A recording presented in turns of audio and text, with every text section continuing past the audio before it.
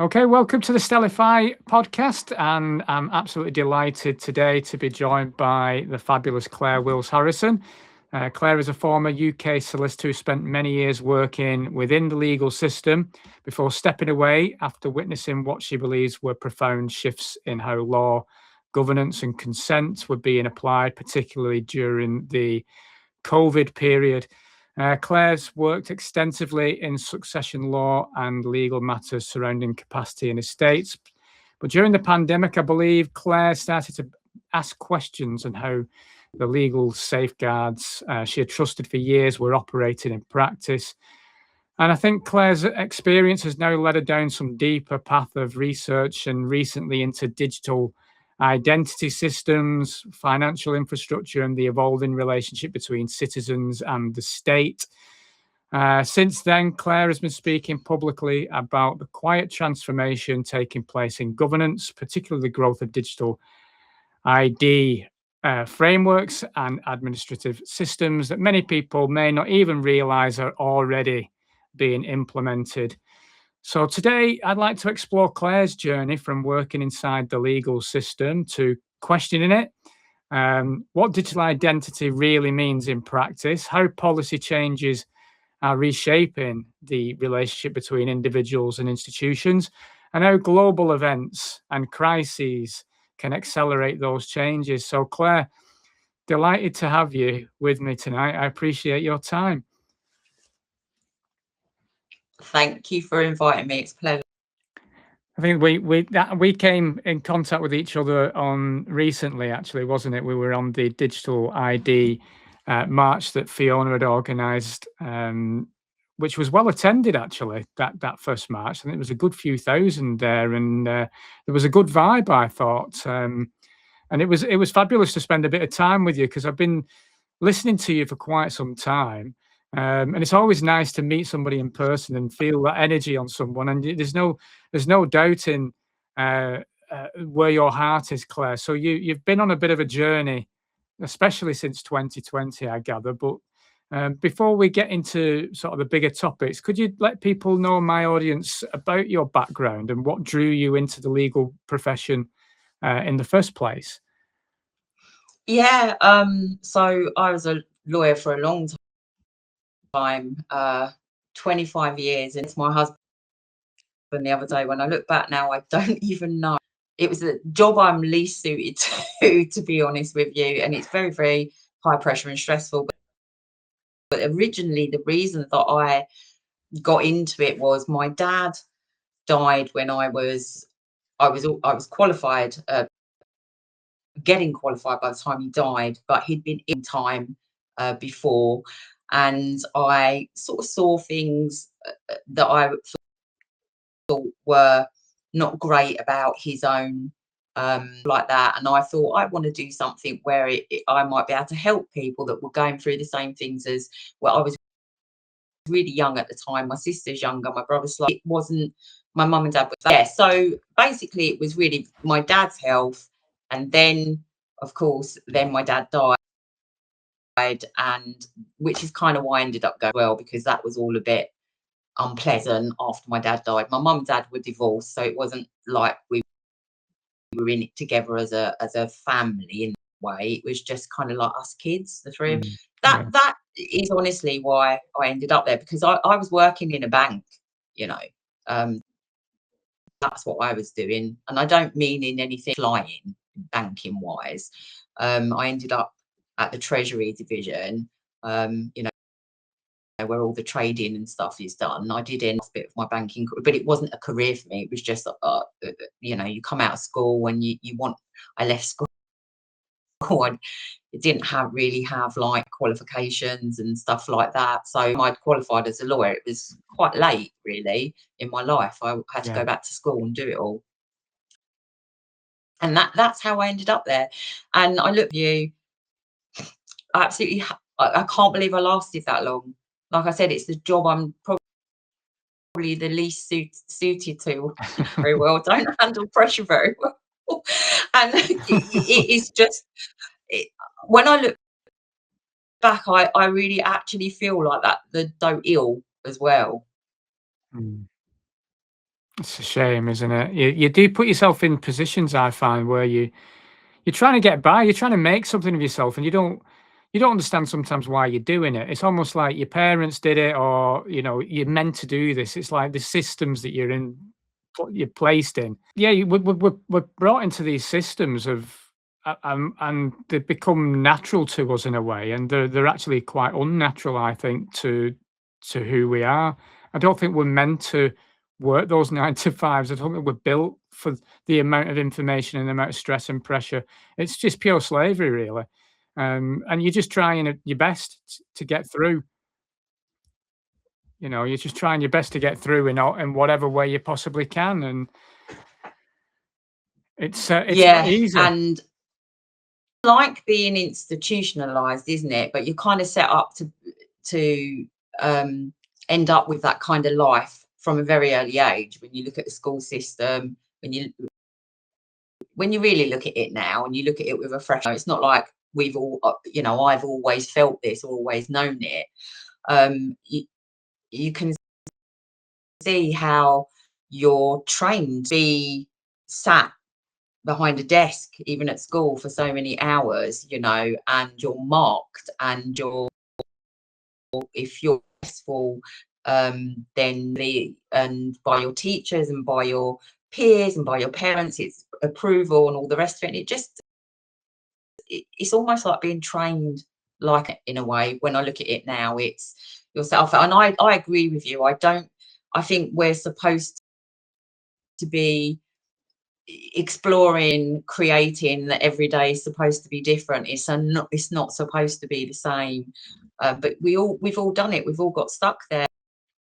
And then you're thinking, if I don't do this job, I can't have this house, or I can't have this life, or I can't, what's going to happen to my kids? And then it keeps you trapped in. When actually, when I was afraid, even when I left a couple of years ago, even though I wanted to, what's my life? Am I going to kind of like survive financially? Will it work? And you'll be amazed. There's a whole other world out there. Yeah.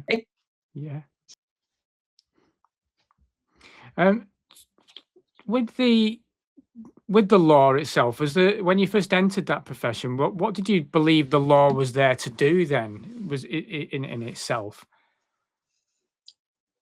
That's a really interesting question, actually.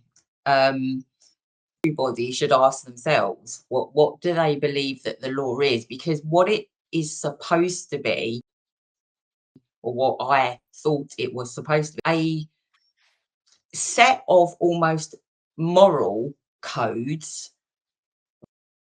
written down that everybody understand what they were, that represented our kind of collective desires and beliefs as society, and that the law was there to protect that. Okay, which, as years go by and laws and things get more and more modernized, I'm not sure that that's the right term when we look back, but laws change as the social contract changes, and what your beliefs and values and morals are. So I always felt it was supposed to be representative of a really set of morals, and it's bedrock of democracy, and it's there for all of our protection. And the opposite. Firstly, law is the most immoral, can be the most immoral thing ever. And I really want people to understand that, because it's a framework where people have to be made to do it because they believe it's the law, they'll do it. And they don't even have to think about whether what they're doing is moral or not, because it's a paper that's been written by somebody else. And one of the arguments that I always try to bring up to explain this is something called the blue-eyed baby. Have you ever heard of the blue-eyed baby problem? No. Okay, so No. in this country, Parliament out as being to make or unmake that it desires, not the people, not anybody else, but Parliament. Okay, so a group of people, yeah. We ended up with Parliament, as you know, instead of a monarch. So we just switched from one person saying what could and couldn't, 650 people. It's not really any different. It's just a bigger number. So the blue-eyed baby problem, Parliament law that it sees fit posits, well, if Parliament got up tomorrow then and it said we're going to make a law so that all baby born with blue eyes, that's essentially the power that you're saying that these people have. And what I say to people is, if Parliament law, would you go along with it then? Would you go along with it? And this is what people have to understand. Man-made written down law is and can be extremely immoral, and that's why you have all these, you go back and you look in history, all that's required for evil to flourish is for good men to do nothing, and all the and that you have to break the law sometimes to be morally right. But I feel like we're in a situation, because it's written down on a piece of paper and signed off by 650 people, that the vast majority of people will go do whatever it says. Yeah, and people are not in touch with their souls there, rather they're just going along with what they're told to do. And like you said, it's a real concern that I mean, we're seeing this abortion thing happening at the moment, and even the euthanasia, and I'll class it as euthanasia because it's exactly what it is. It's the assisted suicide thing. I mean, I find that quite terrifying, really. That people don't seem to value life enough. I think that comes with the kind of like moral and problems that we have got that this time has exposed, and that's due to what we've just spoken about the law and people not applying their moral conscience to it. Else a master or whatever is telling them that what they should do. And also I think that a synthetic society that we live in, which we spoke about before we came on air, is also set up to make things very nuanced, and it doesn't leave you time to apply a moral filter to it. We've really just lost on what's morally right, and you can see it all over social media in the last week. Anyone that knows me that knows that I'm very, very opposed to children being blown up, or I don't care who are, or starved or what. And there's a vast number of people that have been very outspoken about what has gone on in Palestine over the past 2 years, myself. And it's really hard for me actually to watch those same people. And I know some people won't understand this, but to them in bombs coming down on the other side. Okay. Now, I'm not saying that there isn't a problem with a particular state. It's obvious, okay, that there. Yeah. But I can't game where you cheer, because you want in that way that leads to that kind of thinking, is that it's wrong when the other side does it, but it's right when my side does it. And that's what I agree with you. That's what I really struggle to deal with. I don't agree at all. I think if it's, listen, that no one get proper information at the moment. in that area. It's all censored. You don't know if the videos are AI on either side, if they are, so you can't, there's no direct experience. I don't know anybody living in the area around there. I can't, watch other people and what they're saying about it, but we should all have learned by now that you can't 100% ever believe it's coming through somebody else's filter and perspective anyway. Correct. So, but obviously if we're led, if it is true that we thought Israel were going to bomb Iran, because if we didn't and Israel bombed them, then Iran would bomb us. I can't make, that's the kind of ridiculous shit, excuse my language, that is coming out of these so-called leaders of the world. What you do not, it is illegal, it is unlawful to start a war of aggression. That's the top and bottom of it. Okay. Self-defense, defensive action, whether in the real world, if somebody attacks you, physically, that's why defensive action is allowed. Okay, but we should be at the stage in this world where none of us, the fact that it is still okay for anybody to drop bombs on people. Agreed.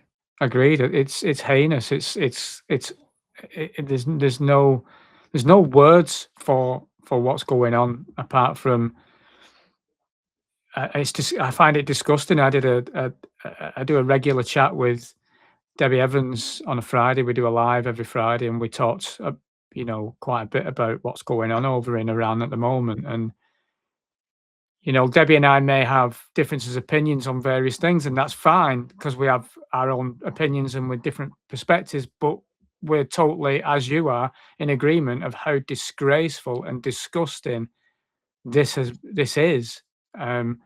They've just killed 160 odd children. There's no excuse that can ever make that right. There's nothing that can ever make that right, ever, in my eyes. And I see it on social media also, Claire. People that are saying that they're going in there for the right reasons, for the regime change, to free Iranian women and this, that, and the other. And I'm sure I wouldn't be too pleased if people were coming to free us from our oppression, because we are oppressed, by dropping a bomb on one of our schools. I don't think that would go down well. So Precisely.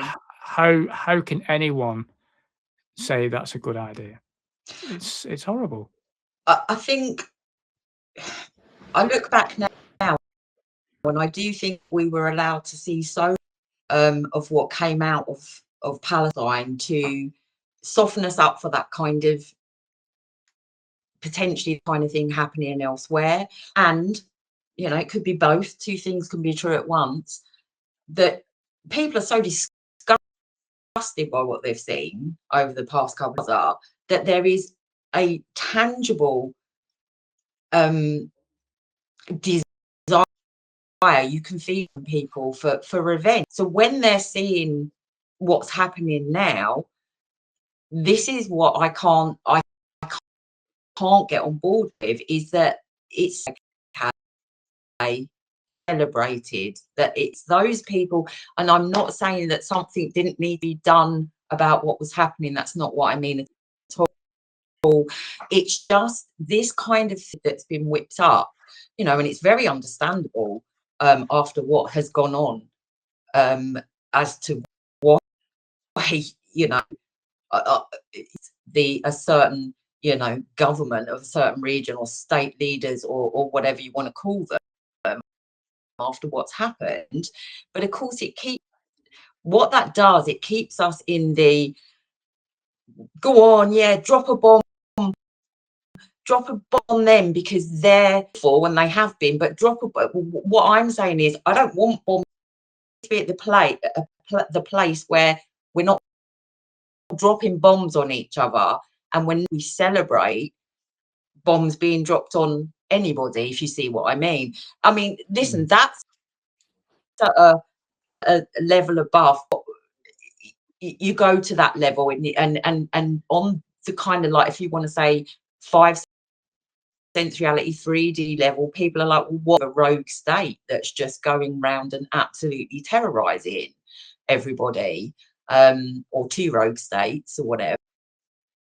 And understand that that there's a legitimate discussion about how do you stop these awful things that are happening. What I'm saying is society as a population that isn't in control of this stuff, to celebrate those things, because we pick a side and we decide that, you know, if the other side does it, it's really, really wrong, but if our side does it, we've past it, it's either wrong or it's not wrong. Yeah, you know, yeah, really. yeah. And that's what I mean about morals. It's kind of like these absolute morals about stuff. And it's, listen, I'm not a geopolitical analyst or anything like that. I don't know what to believe anymore about what comes across social media and what comes across the news. And be really, really careful about stuff as well like that. And it because it's stripped every very binary. It's, if you say that you don't want, I don't agree with war, I'm anti-war, then, you know, and this is wrong that America's gone and done this, or it must mean therefore that you support this country, Iran, and that's not what it means when you say that you don't agree with what. No, I'm like you. I'm just anti anyone getting harmed. Can we just, like, find a better way, because humanity is lost? I mean, I think it's been lost for probably a millennium, but, you know, we're, like you say, we're seeing so much. I don't think human beings are meant to have this much information coming in anyway. Social media, it's got far too much, and we don't know what's real anymore. There's going to be a point where we don't know what's real in front of our eyes, the way technology is shifting at the rapid rate that it is. And maybe we already don't know. You know, that we go down the esoteric routes. You just don't know, and I think it is dangerous. We have to be very careful. I like to just try and stick with my heart as best as possible. You know, and have my humility about me, and it's the easy one for me is, you know, don't do to others as you wouldn't want to be done to yourself. It's quite straightforward, really. You know, I don't harm anyone. It's absolutely the rule of thumb that everybody should live their life by, and if we all live like that to each other, no matter what shenanigans were created and awful things were created by those that seek to enslave us all, okay, we are the deplorables, the peasants, the whatever. You perhaps might not be in as bad a situation, because we would be fully united. We wouldn't care if you were Christian, Jewish, any fake line that says that this is this country and this is that country. None of that would matter, because we would be united as a large group of people that are being oppressed by a very, very small number. Yeah. And speaking of morals, and I'm presuming during COVID period, something shifted for you then. Were you working as a lawyer at that time, or was there something at a particular moment where it was like, I can't do this anymore? Listen, my kind of like falling out with the law had happened quite quickly when not long after I'd really kind of like made it up the ladder. I don't know how. Like I said, I'm really not suited to the job, but I was already a department head within 5 years, and then I became a partner within 8 years. It's really quite quick. And when I got up to that level, that the partnership level, even to some degree at department head, the first layer of kind of like my falling out with it was when you're looking at that this is all a massive cash cow, and it's all about budgets. And I mean, I already, like I said, it's stressful. When you go in and you qualify as a solicitor, people think that you see books and then someone walks in and they need some advice, and it's all very much like going through all the books and finding all the cases and doing this. Not what it's like. You go in to work for a firm and you're told, we need you to do this many chargeable hours and make this much money per year, and a factory where you're having to see people and do your work so fast whilst not making a mistake. Because if you do make a mistake, it's obviously you to your indemnity policy to make the people that you work for loads and loads of money. And when people don't understand that, your time, what we call time recorded, every unit of your time as a solicitor is recorded in units of 6. Right. So you've got 10 units in, and you're told that you need to do 65 or 70 of those units a day, which is actually a 7-hour working day. It has to be chargeable. I don't, in between that, you've got to fit in going to the loo, any kind of like stuff that you can't charge for and paperwork and that, but that's irrelevant. That's why you end up 10-12 hours a day to do all the stuff that you can't charge for and fit it around what they're, so it's not like it's an industry like everything else is. It's a money making industry. I'm not saying that lawyers don't help people, that they're not. What I'm saying is it's the setup of it is actually it's not really set up for money making, I guess, is what I'm driving at. And it's about who's got the most money, who can last out the longest, and who shouts the loudest. And and that I if there are people listening to this that have ever used a lawyer for anything, I bet you they do not have good things to say about it. I bet they don't. It's cost them a fortune. Haven't really got anywhere. And listen, I'm not blaming the legal system is the way it's set up, but so I'd already got to the stage in 2010 when I was like, this isn't what I thought it was. And I'd already 2008 that was, and I'd been in by then 8 or 9 years, I think. 8 or 9 years. So I left and I went and set up my own firm because I thought, I can do the law as I want to do the law. Then it's not about money making for me, hence why I'm not a rich lawyer. Before anybody's listening to this is going, you used to be a lawyer, you've got loads of money. No, I haven't. That's okay. I left because it wasn't, and then the regulatory goes with that of having your own firm really opened my eyes to the fact that, oh my God, this is just ridiculous. And then it's just time and time again seeing the actual man-made written law, commas law, being abused by institutions, by local, by whatever, and they get away with it. And that's because it's meaningless. It's meaningless. It is a set of parameters to keep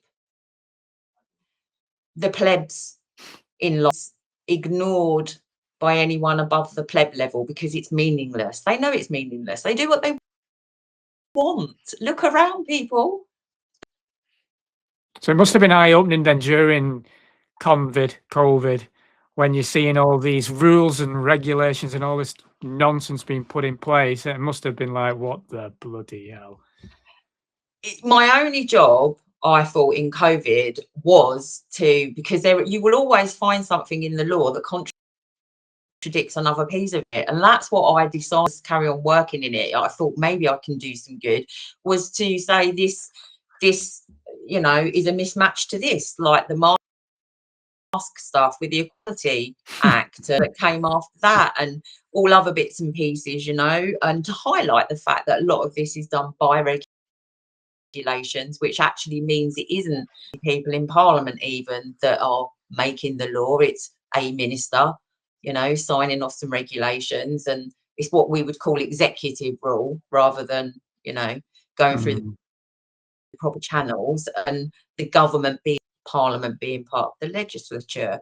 So, it's basically a monarch disguised and 50 MPs with a load of civil service bureaucrats behind it that have been doing what they've been doing for however long they've been doing it for whoever they're doing it. So it's the same, the same system. So it was crazy. I honestly thought they're not going to, this is where my awakening needed to happen, okay, because I was like, finally 20 years in, and I get the chance to be able to deal with the law. We're going to take these fuckers down, they're not going to get away with it.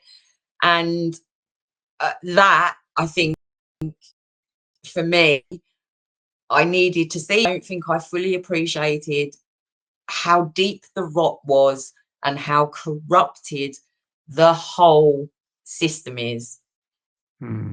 There was, there was because it's above the level of government, it's above the level of nation state, and you are therefore never going to be these people with the system that they set up primarily to control you.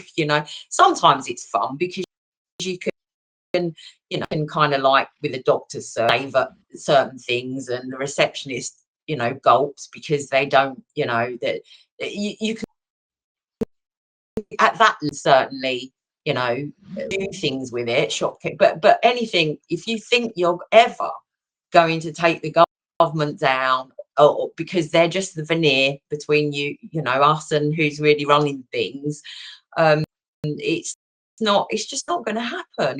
It's not by taking them to court. Listen, Matt Hancock, unlawful DNRs. Matt Hancock, where's Matt Hancock now? Exactly. Probably still walking down the beach singing his Barbie song. In prison, is he? It's meaningless. Exactly. I know, and I've seen, and many people, especially during that time, when I had the pub at the time, we were having regular, as I've told you, we had these regular Truth or Tuesday things, and we'd have people come in doing talks, and we had a number of people that would come and talk regarding common law or the Magna Carta or Magna Charta and things like that. And I don't really understand any of it. I never professed to, and but I saw people get harmed by it as well. I know one lady that actually lost her house, fighting systems, and continues to fight these systems and tell people how to fight the systems. And it concerns me massively. I hear of people going in jail and this, that, and the other. And it's a real worry for me, this movement, because you are traumatized and you want to battle in a way. You see the corruption, you see and you want to do something about it. It's innate in you. And I did the same. I lost everything standing up to the madness, and you're, like you say, you're up against a system that's set to, well, it's designed perfectly to keep us enslaved. I presume you would have seen plenty yourself going down. Well, yeah, the whole for me thing finished me with the law. What I saw, people that contacted me still in the coroner's court 6 years on from it, and I actually was the first person that spoke to the Dimmock family about it, because I'd sort of said, look, I'm seeing this in care homes. I'm talking that are whistleblowing and are saying these things. And when you start going and looking at the orders of the drugs and everything, and when you dig into the and see that it's going into the community, it's not, it was so nefarious. And that finished my career both ways because professionally I was, slapped, hand slapped, ridiculed. I had the kind of trolls and bots and the fake reviews on the website and everything to kind of ruin my. But to be honest, so I was never. I was not going to survive much longer after kind of like 2021, 2022, and I'm unemployable in that sector. I wouldn't go back anywhere because you just Google my name and it's got the video that I did about my dad's lamb and then other stuff. But that finished me anyway, because trying to get I did so many safeguarding reports, I did so many whatever, and trying to get kind of like somewhere and someone to look at what was cause of this. Whether it wasn't, even if it wasn't that malice from these people that were, the guidelines then are wrong, or that, not NG163, how was it written up? There's got to be some kind of negligence somewhere. This has led to people dying. This has led to stuff as the submission that the People's Care Watchdog put into the COVID inquiry, which I helped a little bit with. If you go and read that, they wouldn't even public witness statements that we put in. They're not. It's all supposed to be public documents, and so I was done. Either way, I couldn't sit in a job and see people. It was destroying me, knowing this system is part of the problem, because it will cover up and allow the most awful stuff to go, whilst being really penal to people that really haven't done anything. They might have said something that me and you find repugnant and wouldn't say, or we think, well, that's, but you can lose your liberty for that. And that, compare that to the horrors that have been performance all around the world and have gone unpunished. Yeah, and continue to do so. And you only have to look at what's released recently with it. I mean, we don't know what's real or not most of the time, and we're just looking, as we talked off screen, we're only looking at a screen. But the Epstein stuff is pretty in your face. Horrific. Really. Yeah. And we knew it. We knew this, didn't we? Well, people like us that we knew it, and this is the way that the world works, and I find it really, and the way it's run, and I find it really, I feel like in another world. You probably feel like this as well when you go out into your local community. It's like where this stuff doesn't exist. It's a bit like going out at night and seeing the criminal underworld that you wouldn't normally see. It's another separate reality that exists outside of yours, which begs the question: then what is bloody real and what is all? And that's what it's like stepping out. And I hate, and this is for me, unfortunately, part of the problem that I've now got, is that I actually don't want to go out and be around people. Yeah, and it's sad the way that's happened. Awful. Yeah, it is sad. When we've been like that ourselves over the past few years, and me and my missus, we've both been like, because when we lost everything and we ended up in social housing and stuff, we kind of just wanted to shut the world out in a lot of ways, and it's almost to protect us, because we opened ourselves up so much during 2020. And we almost created a community at the back of the pub, and all the truthers were there all the time. And and we were a hub for many people and an escape for many people. We lost everything. And what was strange was there was probably less than a handful of people who give a shit after what That's we did, and awful. we were like, you know, I don't regret what we did, because what we did was the right thing at the right time. I don't regret any of it. But what I do look back at and go, wow, you know, it's strange how people can behave. It's almost you expect people to be like you, and they're not.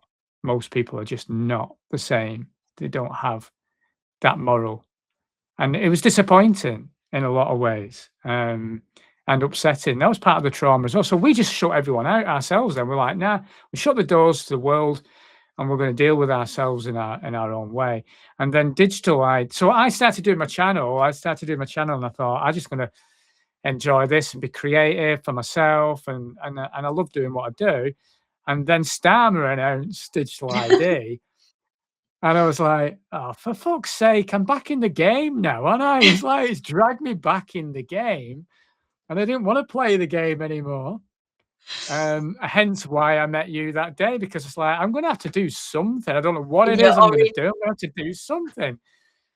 yeah, in your orange sweatshirt. But yeah, you Yeah. know, the natural inclination, I think, of anybody that knows kind of really to a large degree that, you know, what's presented to you, there's always something else behind it, another reason for it. If you're the natural is to go, well, I'm going to go out and I'm going to fight against that, and there's nothing wrong with that, by the way. There's nothing wrong with going out and making your voice heard. But as you discovered, and as I discovered, there are many, many people that will let you go out and do that. And if it ends up screwing up your life, that's okay, because it's not screwed up their life. Okay. So, and there's a quite a number of people in your situation that I could say to you almost word for word what you said to me. It's really disappointing when it happens. You find out who your real friends are, but you know, hey ho, life. Nobody made me do what I did, and I don't regret it either. But yeah, the natural thing is to go out and sort of push back against that. But the reality is that in those kind of situations, as we both discovered, because we both went through that trial of losing, you know, yours happened earlier, you lost your pub, you lost everything. Mine happened a bit further down the line, but our different to what they were before it all started. And actually is the only thing that will probably change anything, is that there's nothing wrong with making your voice heard, there's nothing wrong with and all of the rest of it, but actually to make the change, to stop anything happening, it really comes down to each individual saying, I'm not going to do it, whatever the consequences are. Now that's scary. It's really scary, because the And consequences. I was there. You were there. I was there. You know, and Yeah. I remember saying to my missus, we as I said off camera, my missus disabled. You know, we got kids, and I sat her up. We're in the pub. I sat her up and I said, I'm really sorry. We're going to lose everything because I'm not doing this. I'm not treating people like cattle. I didn't come to do that. I came to be a landlord, to be a host, to give people a good time. And we're going to open as a pub. And we lost everything because of it. I knew it was going to happen. But I don't regret any of that, you know, because I treat people, I hope, I feel I do, the way I want to be treated myself. And the government's rules were not allowing that in the pub. You were treating people like cattle.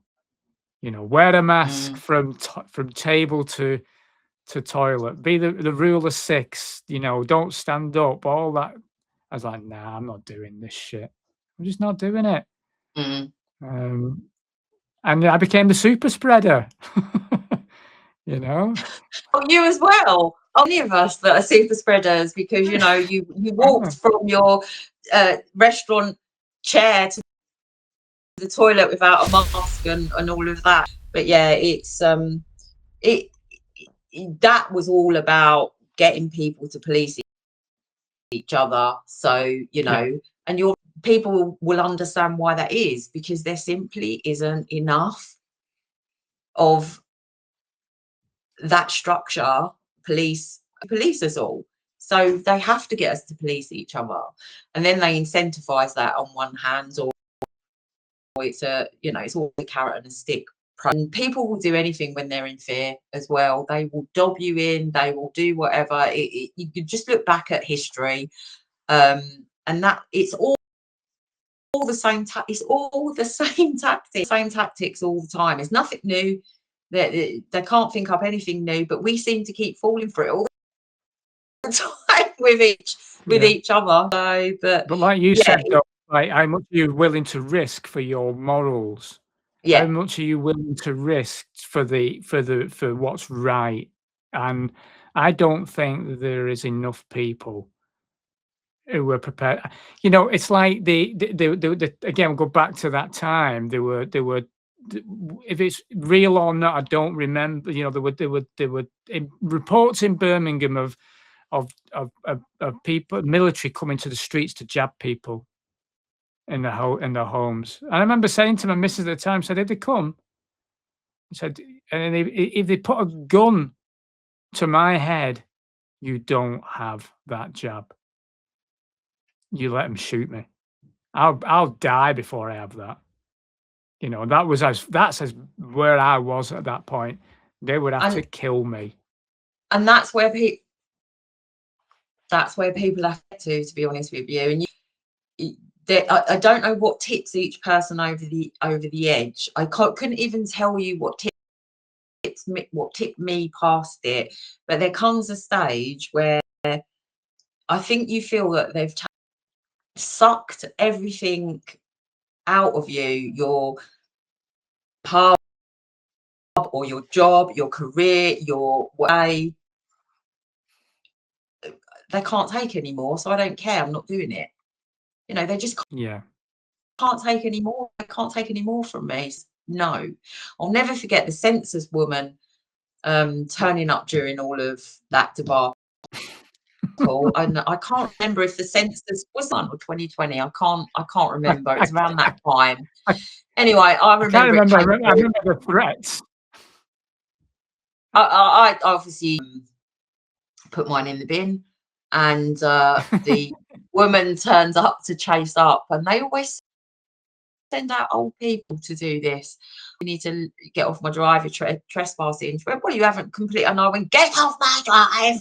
You know, I was like not happy at all. And I never heard from them again. And that was just where I was. I was just like, I cannot do this. I can't. I don't. It's me, but I don't care anymore. I think I've told this story before, that I said to my husband, you know, let's buy a couple of tents, because that's what I would have slept in the woods if it came to the fact that, you know, we lost everything because of whatever. We didn't know how far they were going to go with it. My husband and had a roof tent put on our car, so that if it did happen, at least I didn't have to sleep on the floor. And I am not a camper. I enjoy camping, but you know, although I've done it, I wouldn't say I was an avid camper. But that's, like you say, where it was more important to me for my own. I wanted to be able to look myself in the mirror. That's all I wanted. I could have kept my mouth shut during COVID. I could have kept. By the way, there were so many people dying from the measures that it would have kept me going for a long time. And then afterwards, dying from that, no, I could have been a psychopath that thought, great, rub my hands together. This is going to be really, really good for business. Yeah? But that's not who I am. I wanted to be able to look myself in the face. I wanted to know who I really was. Okay. people watch stuff, Second World War stuff, and they like to think that they would have been on the right side in standing up against how we're told things happen. Let's leave it at that. It's not and that's what I wanted to know about myself. What would I do? What would I do the right thing? And I was bothered about. Yeah. It was definitely a test, and unfortunately, most were just like you were saying about law earlier on. They just go along with what's written down. So we were given all these policies and whatever they were. I don't know. They were just a load of nonsense, weren't they? And passed through very quickly. I remember when they even said, masks are going to have to be worn, but they gave a certain date. It was like 2-3 weeks later on. It's like, really? If it's that important, surely you would have it now.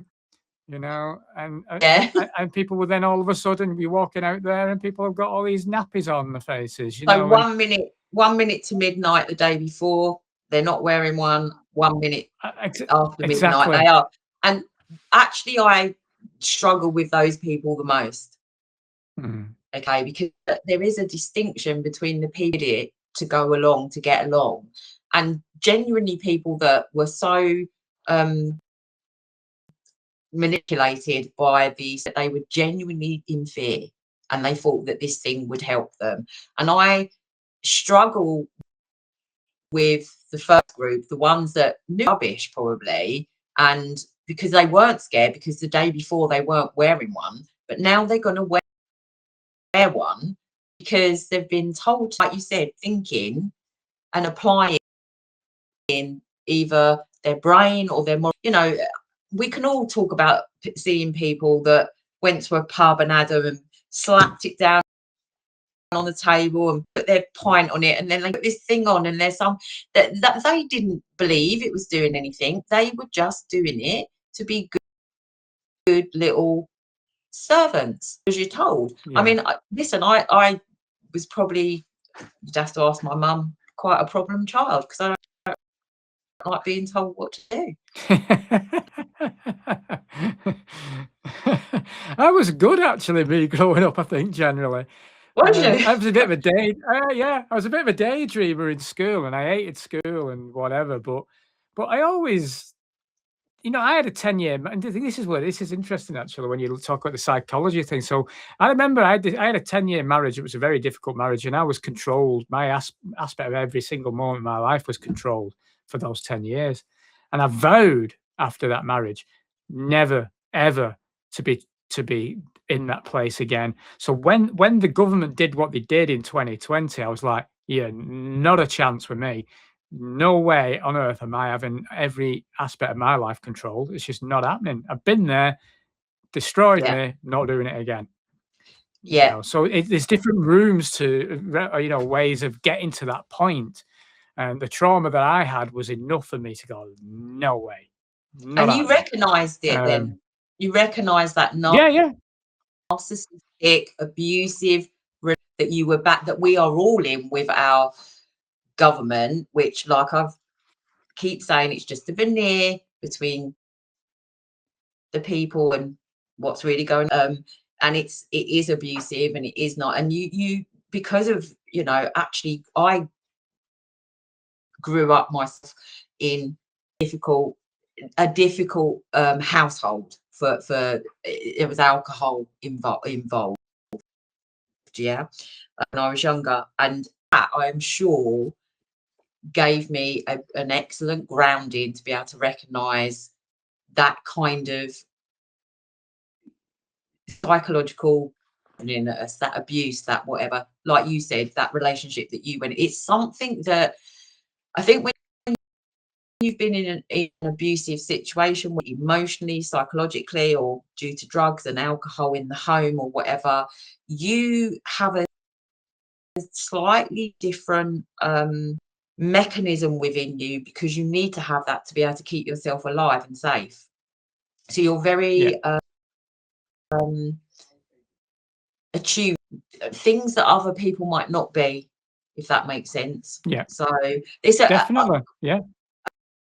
a common thing between people that straight away, when not from talking to people, is that they've been in an abusive marriage or they've been in an abusive That's right. That's right. home or whatever. That's right. Majority of people that I knew from coming to the pub were traumatized. They were already previously traumatized. So the nervous system, the filter of the nervous system had been broken down. So they recognized things. They could see the patterns, and they were prepared to stand up against that. But like you said, there is a large percentage that would have seen the nonsense and just gone along with it for an easier life. I went through about 10 years for an easier life. Done anything just for an easier life. You've got to, there's a point where there has to stop. Yeah, and you have to stand up a little bit for yourself, and there has to be a bit of courage. So let me ask you a question then, okay? Because I didn't know that about you, and I don't obviously want to know anything personal. But when you decided enough's enough, I bet you didn't do. I bet you didn't change. Trying to push in them. I bet you just exited stage left and decided what you wanted. Okay. And the reason that I'm kind of like saying that is for those 10 years, you were probably trying to change that person, maybe, or bend yourself around them so that your life didn't change because you changed that person, did it? Your life changed because you changed. Yeah, well, it was interesting, really. So, my daughter might watch this, so I can't say too much. I mean, and she doesn't. I don't think she ever watches my podcast, but she might do, and it's quite. She doesn't know the full story, so I'm not going to say too much. But I was never going to leave for my daughter. Let's put it that way. I would never have left because my daughter was the most important person in my world, and I was never going to go. It was taken out of my hands, let's just say that. And that then allowed me to grow. I went through an 18-month period after that of trying to find myself because I was literally that small. Because when you had 10 years of your life controlled so much, you don't know who you are anymore. When you've had the 10-year kind of control, where I mean, literally every aspect of my life was controlled. I didn't make a decision. I didn't know how to make a decision when that ended. It took me 18 months to finally remember a little bit about myself, apart from being a dad, which was the biggest value in my life. It was a really tough period. That was probably, well, I've had some very tough periods, if you like. We all do. We've all got a story. We've all got a journey. And that was a very difficult period. But that allowed me, that was part of my awakening though, Claire. I mean, this is like, long story short, so this is 2011. And then in 2012, you might like this story, I don't know. But I was struggling really badly financially then as well. So me and my daughter were living in a little 2 up, 2 down in Wigan. I moved out the marital home because she left it for me, but I didn't want it. I just wanted to move on. So I was just trying to find a way. So me and my daughter moved into this little 2 up, 2 down, but I was really struggling to find the money for gas, if you like. It's lucky we've not got a war with Iran going on. I was going to say, good luck, it's coming round again for us all. I know.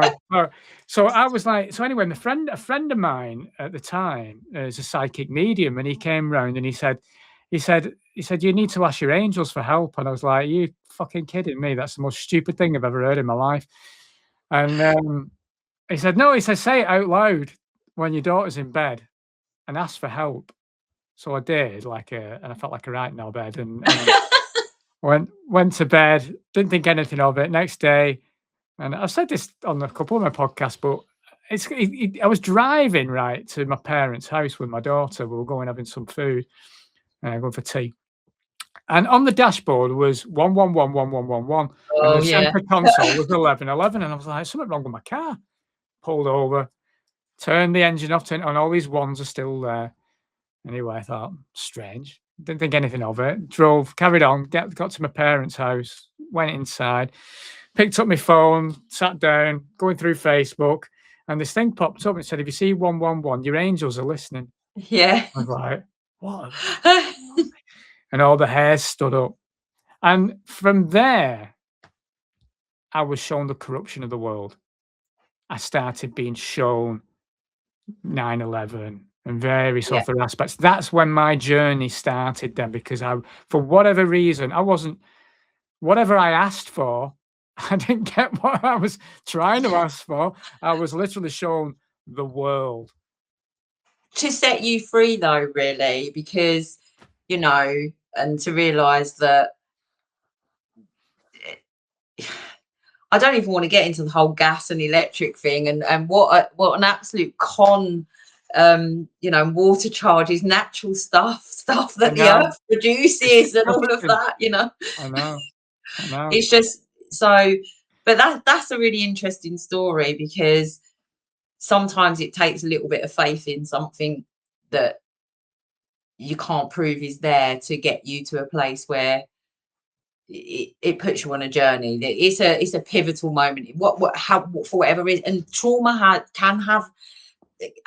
does have a funny way of awakening you to a different reality. Okay, Yes. and that's because you can either choose to let the trauma define you and define your emotions and define how you end up treating yourself and other people, or you can use it as a catalyst for change. Yeah. And that's painful. It's not all sun and rainbows, is it? As you probably know, because you examine yourself and your own part in the situations that I lurched through. I didn't get married.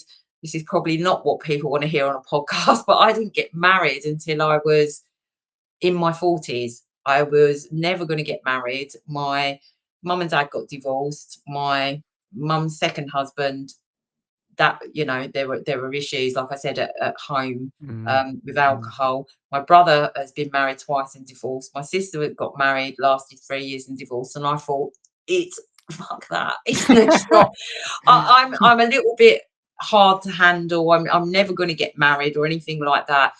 And actually, I think that probably all I ever wanted to do was to meet somebody that I really loved and that really loved me and get married, if that's the truth, when I look back now. Yeah. And I kind of left home when I was young, very young. I don't even think I was 18. I think I was 17.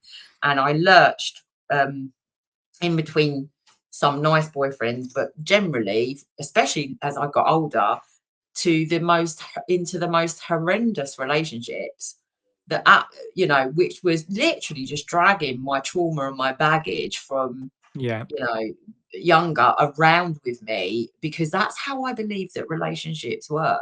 And I mean, they were just so awful. But I look at my own behavior in it, and it was either enabling, or it was, I wasn't my best self neither, because it was just reigniting that trauma all the time. And in the end, it took me to a place where I said, and it's really weird, because that was in 2011. Okay, so around about the same time as you. Yeah. That I went, I'm done. I don't want to be with anybody else. I'm not fit to be with anybody else until I sort myself out and work on myself, because I am the only common denominator in all of these awful relationships that I'm having. And I really did look and be honest with myself about, and it's an ongoing journey in a way. It's not something that ever stops. And it just so happened that the moment that I decided to do that, and the moment that I really understood what was going on with me and the trauma responses and the kind of lack of boundaries that I had just all over the place, when I worked on that, when I changed from the inside, I met my husband. Yeah. I met my husband, and we've been together ever since. It's interesting that you say that, because I remember going through something similar, in the fact that I had a girlfriend after the marriage. It was never going to last. It's just filling gaps, really. Because when my daughter wasn't with me, I had a huge gap to fill. The silence was a killer for me at Yeah. that time. And so I had a girlfriend who had 3 kids, and the noise levels of 3 kids was comforting because it kind of just stopped the pain of my daughter not being around. I knew it was the relationship wasn't right. It was just for that purpose. But when that ended, I made a decision then. It's just going to be with my daughter. I was happy then. I'm on my own, fine, quite happy. Don't need anybody else. Within a week, I met my missus because I know I made that decision. I was like, nah, I'm fine. that. And the only reason that I asked you without wanting to pry into what had gone on, in any details, is that I know that's what this whole kind of process, what we're going through now, that's why I was trying to drive at. The change only happens when you change inside yourself. Mm, You cannot change the external without changing the internal. that's right. There's a lot of inner work that needs to be done. There So, really is.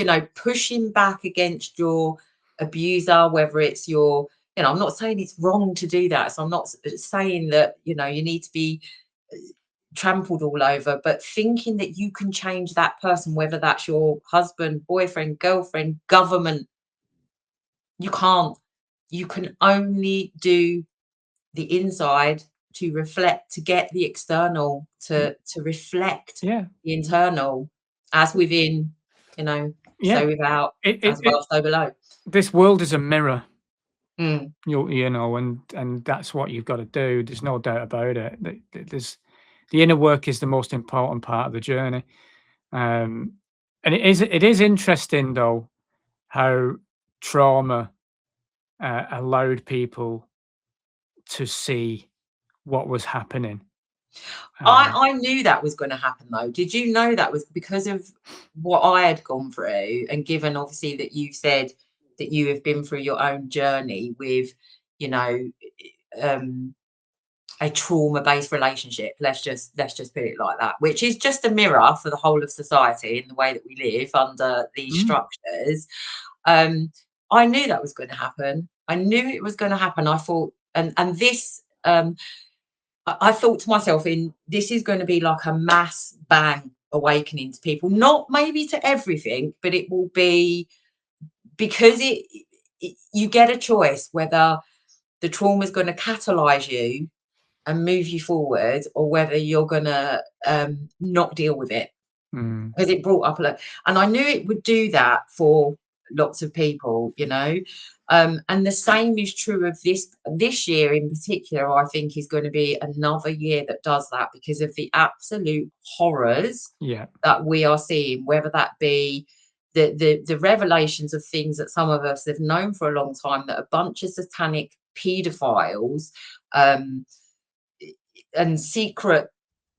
have secret societies and do awful things to kids. And I don't even want to go down the cannibalism bit, because that's all in there as well. But there's no need for us to go into great detail about it, but it's all there, and a lot of us have known these things for quite some time.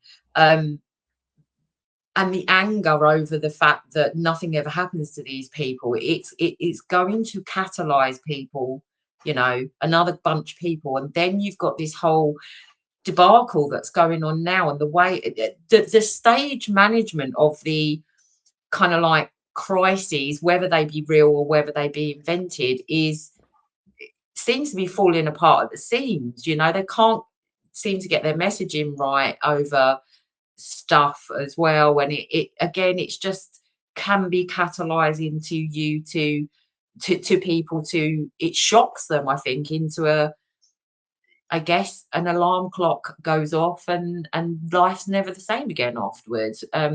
However, there are different levels to it. Some people think it's just, it's just Trump, and whether you think he's good or bad or whatever, it's not, there isn't something above that. The way I try and look at everything now, because I just there's so much we don't know, I Mm, think, about reality. Okay, our mm, visible light spectrum is so small that you wouldn't even know if there was something else, because your light spectrum doesn't see it. There's so much about how reality manifests that I think that we don't, that has been hidden from us. Definitely. Okay. And whoever's running or whatever is running the show knows this. That's when they speak of the occult, or it's all that means is hidden knowledge. And the fact that they've got it and it's been hidden from the masses, it doesn't mean always devil worshipping, although they clearly do that. But the occult is just, what's occulted is just hidden from you, and you can't, you don't have an even chance at the game if you don't have the same knowledge. And that's, that's I think there's so much we don't understand, and there's so much that is hidden from us, that I try to just look at everything now as an energy spectrum. That's the easiest way that I've got myself to trying to not think necessarily even of things as bad and good. It's just a different end of an energy spectrum, and which end do I want to be on? What makes me feel nice? Yeah. What makes me feel whole?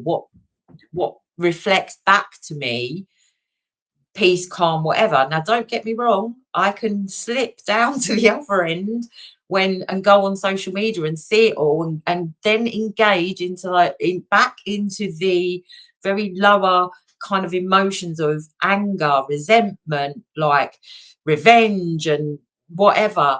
But it's never solved anything for me. That has never solved anything for me. No. Ever.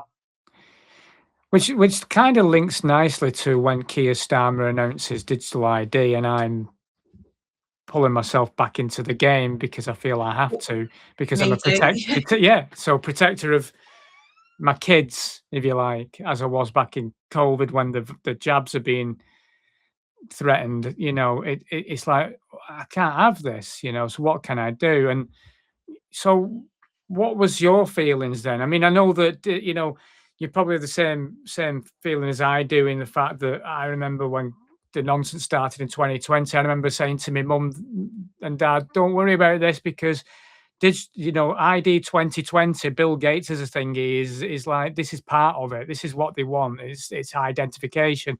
This is what it's all about. Oh, Anthony, you're talking rubbish, all that kind of stuff. But here we are, and the track and trace and everything else that they were trialing, and this, that, and the other, and here we are. But what was your feelings then when Chairman Starmer, as I like to call him these days? I mean, let's be honest. It wasn't, for the reasons you've just said and others, it wasn't unexpected. We knew it was coming. I didn't know the form that it would be, how it would be delivered. Okay, which is why I always thought that the brick card thing announcement was not really what it was all about. Okay, and that it was, I called it the brick card psyop. Okay, because I think that was a kind of like screening thing put up, and as you know, they've rolled back on it now. And I said at the time, they'll roll that back and everybody will think, wow, we've won. So my initial thing when he announced it was, it's not unexpected, but I think where we've probably fallen short, I'm talking about as a collective or whatever, is that we maybe don't fully appreciate the full arms and legs of this, and maybe enough people don't know what enough of a threat it is. So that, I think that more should be said about it for that reason, and protests draw attention to it, and articles draw attention to it, and posts draw attention to it, and then people are going to have to make of it what they will, do with it what they will. I always thought he'd roll back on brick card, because the whole thing is meaningless. It's just one tiny bit of what the whole digital identity system is. And as we talked about before we you hit record, and you sort of said about the law and what laws they might bring in for it, and I said to you, they don't need to use the law. That's the most ridiculous and scary thing about this, because on my Substack, I think I've got a couple of articles about the mechanisms already within the law that could just be utilised. So they don't really need any new laws, but they don't even need law at all, really, because let's be honest, it can be done through the back door. So it will be like with masks. Oh, you're not coming in if you haven't got one.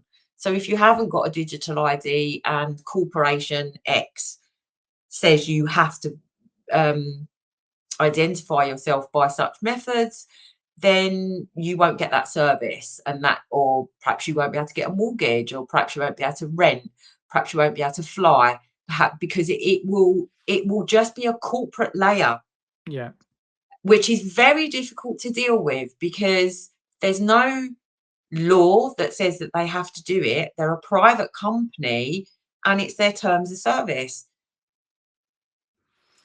And if you don't like it, sod off, is basically their attitude. And my answer to anyone then saying, well, what can we do, is you need to sod off, because these people that's what you do need to do. You don't use their services where you can, they're only interested in money. The corporate side of it, and the minute it hits them where it hurts, they'll perhaps change policy, and then we might see laws being drawn up. We know we've got some of it in. We know we've got some framework legislation in that makes that kind of thing easier for the government, because we've got the directors having to prove their ID, and then you've got the Children's Schools and Wellbeing Bill with the child unique. So I'm not saying that they won't go multifaceted, but the point is, even if none of those laws ever came into being, or if they had and they were repealed by a later government or whatever, you will still have the ability to put it in by stealth, by locking people out of services, because corporations choose to do it, not because, and that's because they're part of the problem. They're part of the machinery behind what's really running things. They're a small part of it, but they're part of it. Okay. So that's why I have sought out like a local farmer. Luckily for me, my local farmer, where I go and get my meat from, he's like completely awake. And hopefully going to come on my own podcast and talk about stuff that people don't really realise with respect to the farming. It's not just the tax and everything else, it's the closing of the abattoirs that is becoming a problem, that kind of thing. So, I'm lucky that I've got a really awake farmer, but even if he wasn't, if he was farming the way that I thought was right, I would go and buy my stuff from there. If you haven't got a farm, perhaps you've got a local butcher. It's the bigger the corporation, the more problem you're going to have with it. And we've seen it with Microsoft saying, if you don't upload your ID, there's certain elements, I think, for the gaming that you can't get on. Myself with Stripe, my payment provider, it asked me, I still haven't done it and I haven't had any problems yet. Okay, but you can imagine at any given moment they could say, well, if you don't upload biometrics, we're not going to be your payment processor anymore, or we're going to close your bank account if you don't upload up-to-date stuff. So it's not even the law that we have to be kind of like worried about anymore. It's these corporations. And I've always been quite fearful that it will come in like that, because it's a much softer way of putting it in. You're going to get, so I wonder if sometimes now I look back and I think, I wonder if he made that brick card announcement to see how much pushback there were going to be, so they can just adjust how they're going to bring stuff in. Well, they're not daft, are they? I mean, I think these guys are puppets, but whoever's running the show are not daft. Correct. Yeah. They're just being played like bloody fools anyway. But unfortunately, it's us that suffers. And it's interesting when we talk about law and the digital ID thing, though, because as I mentioned before about people that are into common law and things like that, I hear stories of we have the remedy for digital ID, and I have questions on that, because I know that facial recognition could be challenged, but it's popping up absolutely everywhere, and the majority of people don't give a shit. They just don't care.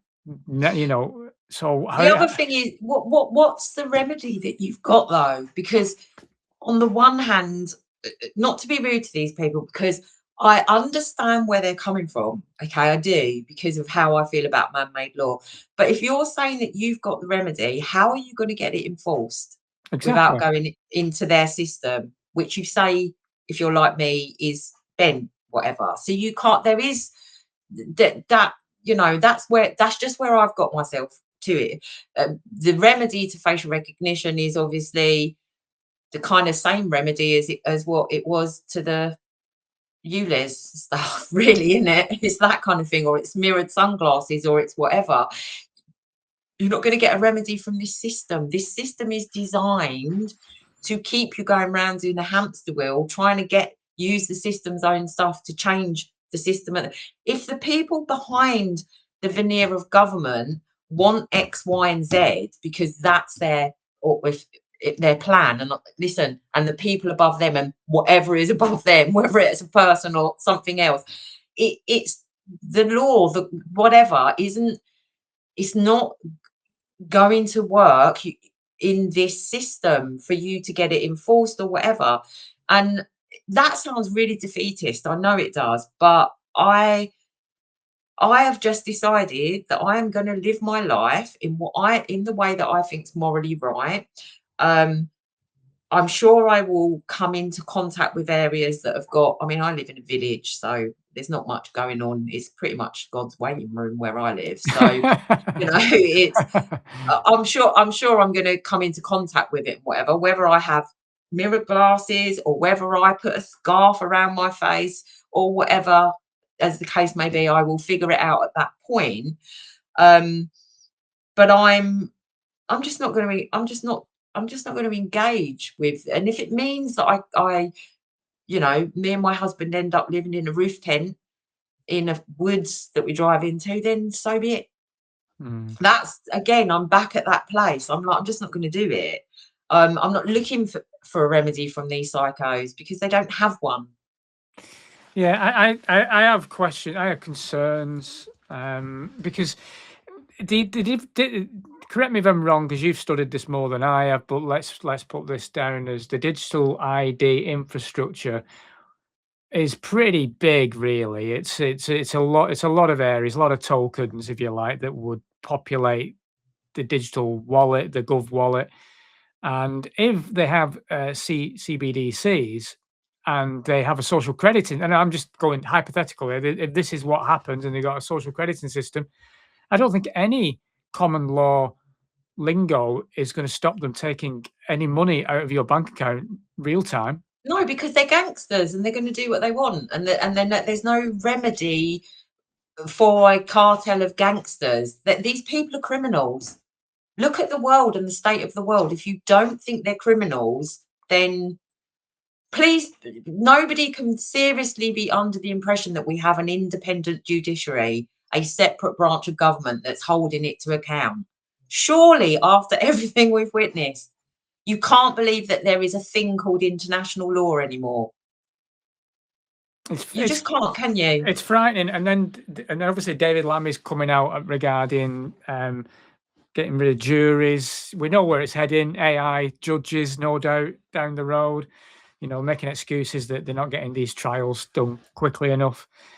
Everything's going to go through these digital infrastructures, and you know, they think that this is going to be perfect, but they get things wrong.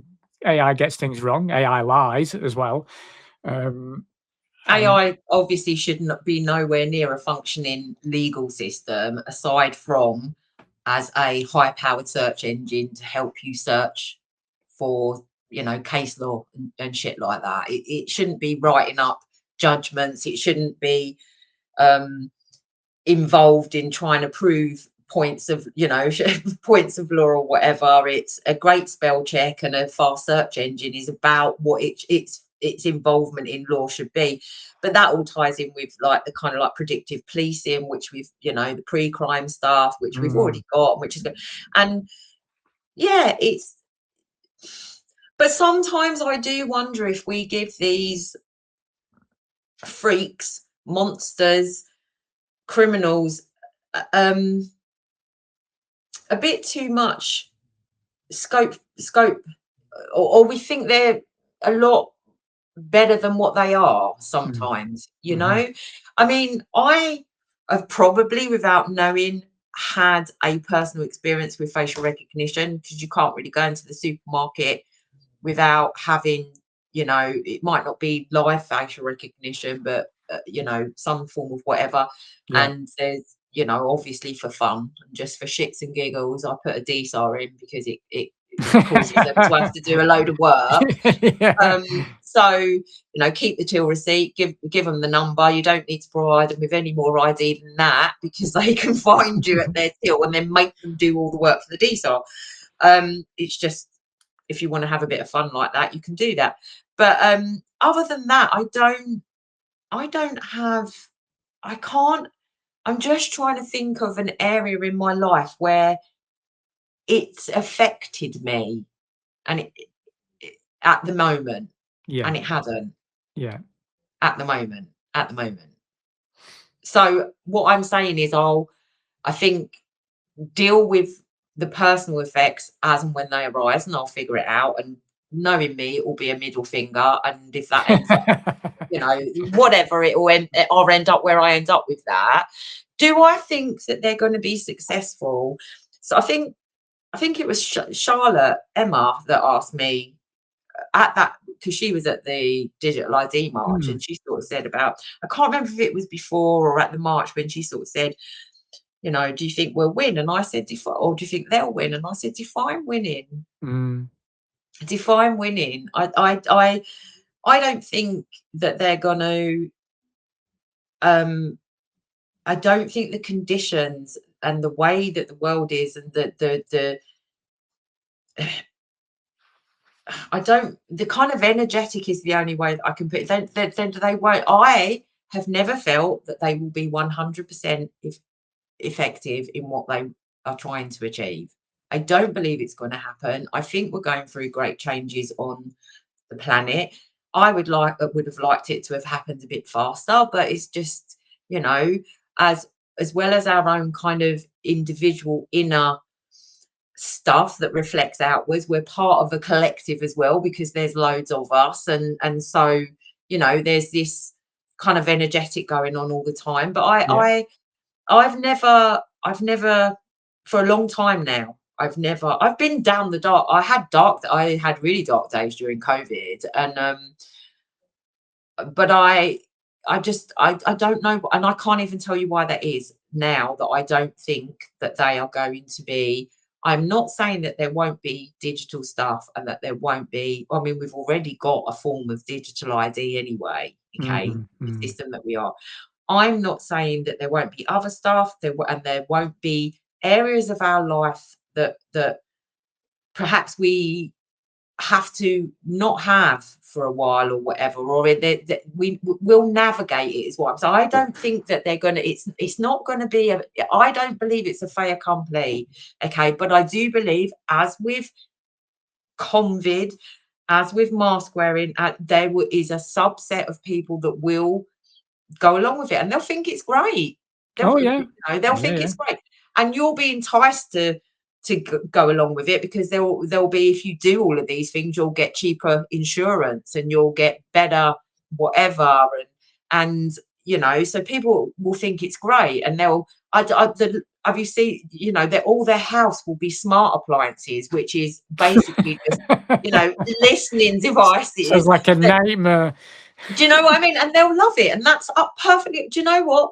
That's up to them. Of course it is. That's up to them if that's how they want to live their life. But I think there'll be a large subset of people that will not live like that, and will live differently.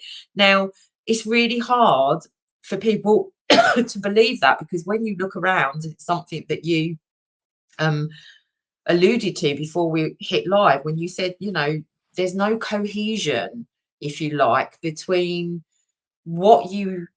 I don't know what to call it, because I don't believe that there's a movement. You know, people have referred to it as the freedom movement or the whatever. There's just so many egos and Mm. whatever. And that's what I mean. It's okay to be awake to what's going on in the world at the level of this corruption, okay? But as me and you have just said, there's another element to it as well, because there's the transformation element, the spiritual element to it, that if you have one without the other, it's no good. And when we went on that digital ID march, there were some people there that were so rude. Yeah. I wouldn't want to associate with them. I don't care whether they know that this is corrupt and that's corrupt. They're just still not nice people, Yeah, or not it's behaving as nice people. very interesting you say that, because I think I've come across more people, toxic people, over the past 6 years Yeah, me too. than in my previous years. And that's quite sad. And that might come from trauma as well, but the ego is definitely a big part of it. And I put a post out on my Facebook, and I probably upset a few people, but I don't care. At the end of the day, it don't matter. It was a case of, look, you get people that say, if you don't live your life in this way, then you're not a truther. You Don't care. are not. Exactly. I couldn't give a shit. Couldn't care less. I couldn't care less. I couldn't give a shit anymore, because listen, there's, according to what we're told, there's 8 billion people in the world, which means there's 8 billion perspectives, which means there's 8 billion realities. Yes. Different.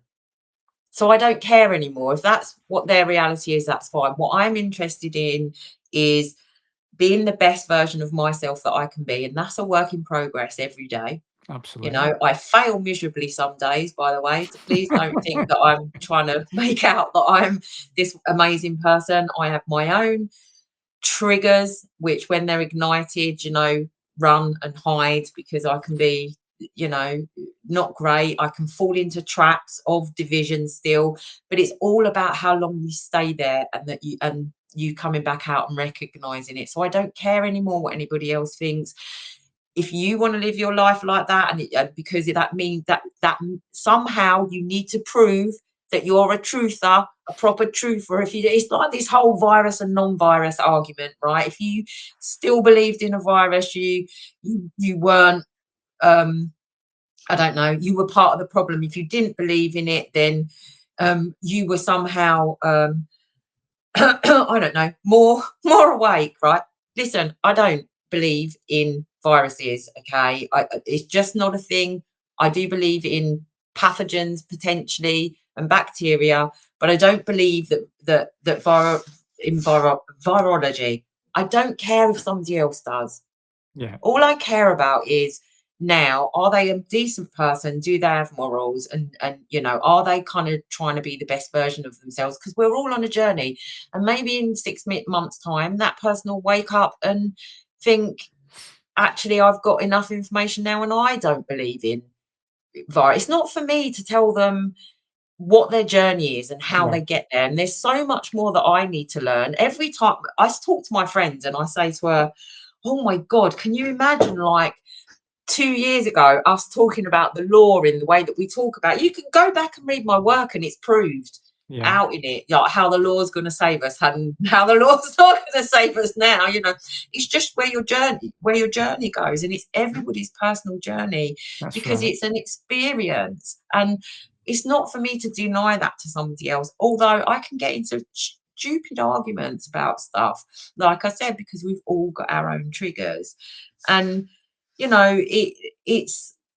but there are a lot of toxic people, because it is only a reflection of their own traumas and triggers, and then they push on yours, and then it just doesn't serve anything, does it? So I try to be like, I don't care anymore. I just want to be the best version of myself, treat others as I want to be treated, and let's see where we go from there. And if somebody's not nice to me, then I don't need to kick up a fuss about it or whatever. I can just withdraw myself from being around that person and their engine, not have anything to do with them. Yeah, I'm with you 100% on that. And I've got to that point very much myself, and we spoke off air about that I'm at a point now where I just want to enjoy my life. This is everything that we've been doing over the past 6 years is very traumatic in itself. We enter some of the most darkest of areas, and it's all via a screen. Is like you said. We don't know fully everything. We can't possibly know everything. All I know really is that one day I won't be here. I know that much. I might come back. I don't even know that fully. But I know one day Aunt Critchley isn't going to be here anymore. And it's down to me to make the most of whatever experience I have. Nobody else is going to do that for me. It's down to me that. And what choice am I going to make? And that would inspire my kids as well, the choices I make.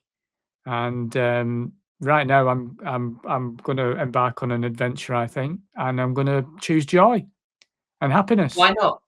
Why not? Because choosing kind of like, as I alluded to when we spoke earlier, misery all the time, and we do stare into the darkness looking at this stuff, right? Yeah, like you said, it's traumatic. It is staring at the darkness. It's staring at the darkness. The darkness stares back at you, and you can be consumed by that. And you can live in misery and fear because of it, and see the planet as a prison planet and whatever. Or you can choose, like you said, to go, well, I'm gonna try a new adventure. I'm gonna try joy. I'm gonna try I don't know, maybe you get peace from sitting in nature. I do, I know that. I do. Or Yeah. around animals. I absolutely, they're so much better than the vast majority of people, aren't they? 100%. They teach you unconditional love, and it's Yeah. something that we could all do with learning. But and that's where you go and find it, because at the end of the day, whatever is, there's some things that you can't control. All you can control is your inner state, to get that reflected back to you in the external. You can't control somebody else.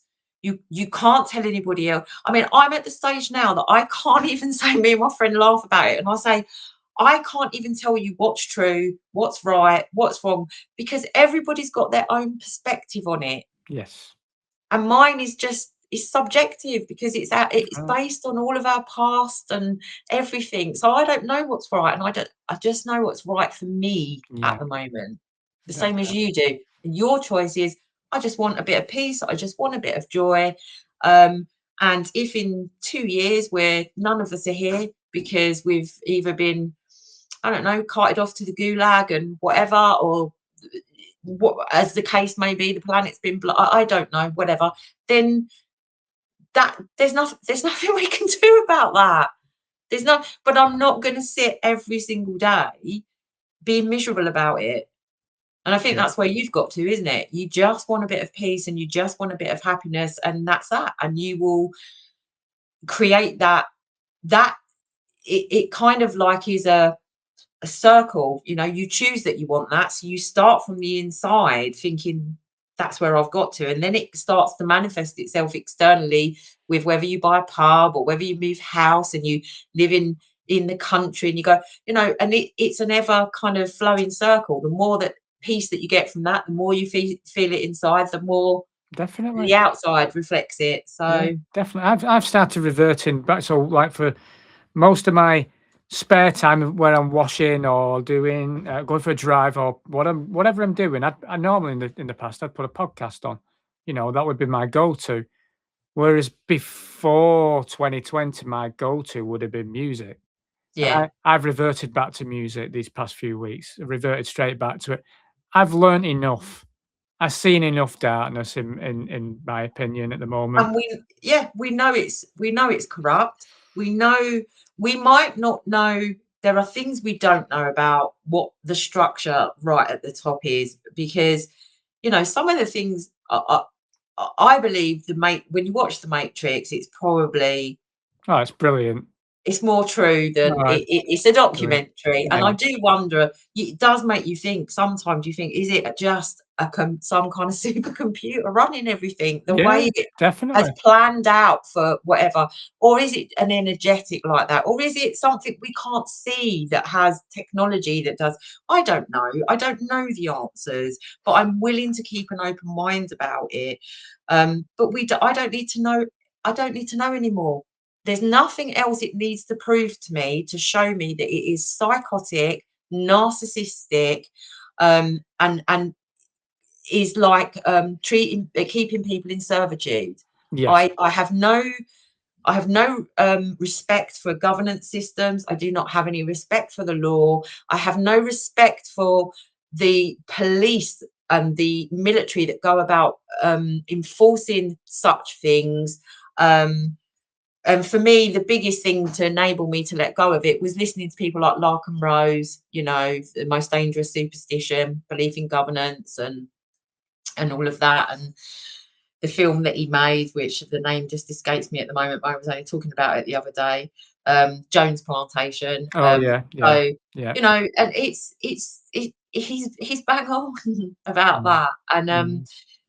I don't need to know anymore. I don't want to know anymore. And that's why I took that. I got into December, and I don't know if you feel this now more than ever, because I feel like I made a decision that I wanted to get, especially since leaving work, leaving the profession. I left in August 24. So it's a year and a half, isn't it? So Mm.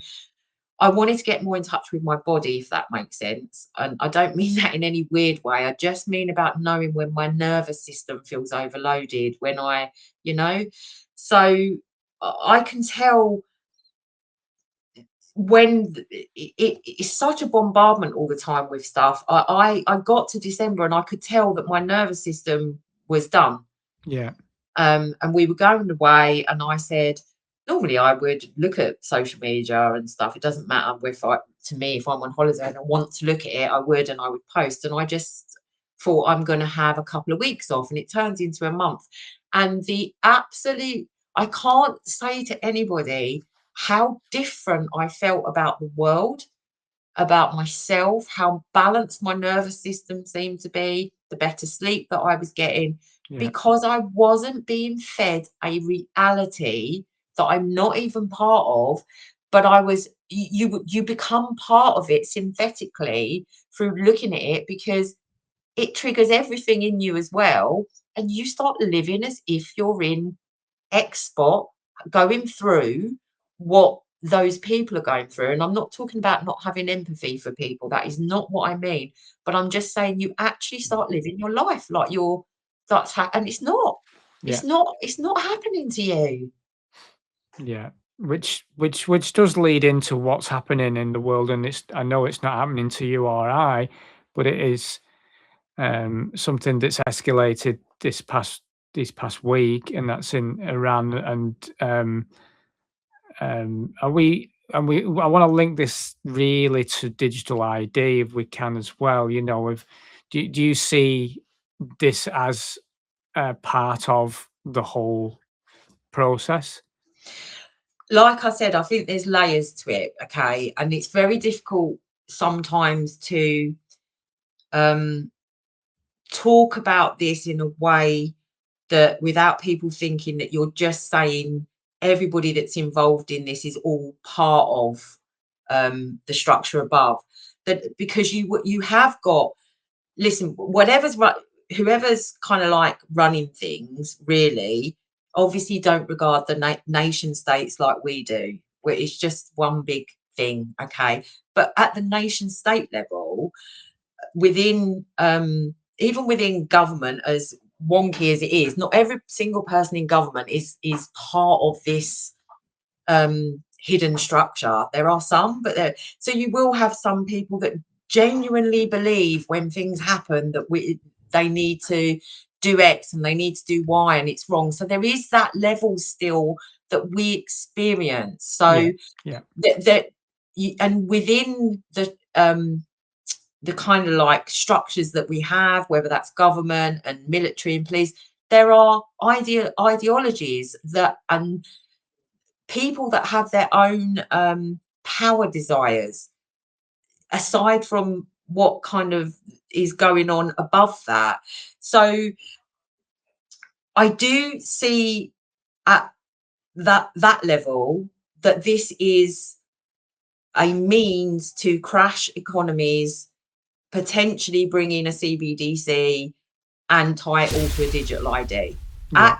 That is what I think is at that level happening.